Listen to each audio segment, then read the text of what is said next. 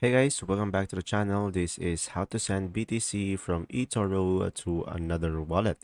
So guys, watch till the end as I show you a step-by-step guide, and I made this table over here so we can understand them more. So guys, the first thing that you will do is simply log in into your Etoro wallet on your mobile device, and after that just simply go ahead and select the balance tab. And now from there, guys, just simply go ahead and tap on the cryptocurrency that you want to send and just simply go ahead and tap on send.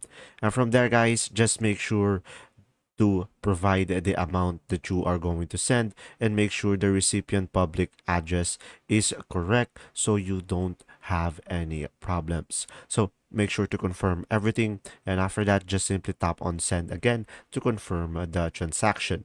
And from there, guys, a verification code will be sent to you via your phone or email, and after that just simply provide the code, and after that just simply tap on verify so you can verify the transaction, and a screen will appear confirming that your request was received. And from there, guys, just simply check the status of your request by going to the transaction screen. And from there, you should be able to successfully transfer it. And guys, remember that the processing time can take up to 5 days for eToro to process the transfer request. And guys, if you request on weekends or national holiday, it will not be processed. Just simply wait for some time.